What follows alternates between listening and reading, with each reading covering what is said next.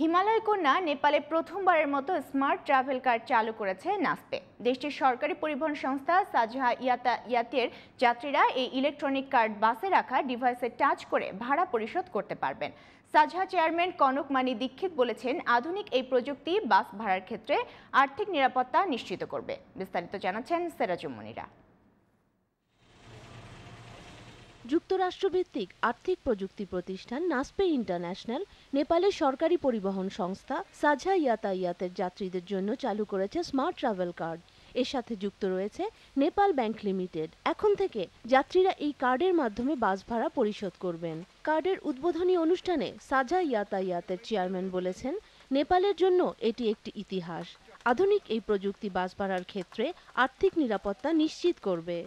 Nepali public as a whole will be able to take advantage of new technology that a card represents, particularly because you do not need a bank account. It is a direct deduction from the card done through Wi-Fi and the internet.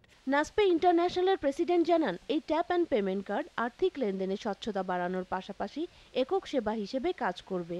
এটি token ভিত্তিক নিরাপদ payment system. Nepal people and Nepal government institutions giving us the freedom to develop and utilize this kind of technology for the first time in Asia. We are very proud. Nepal bank লিমিটেডের CEO জানান, নাসপের সাথে এই partnership নেপালের আধুনিক ও আরও নিরাপদ প্রযুক্তির payment system নিশ্চিত করবে।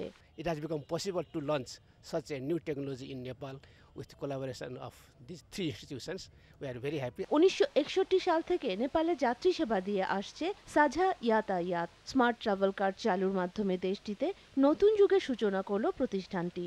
আর এর মাধ্যমে যাত্রী সেবার মান আরও বাড়বে বলে মনে করে দেশটির সরকারি এই প্রতিষ্ঠান। সেরাজুম মুনিরা, জিটিভি নিউজ।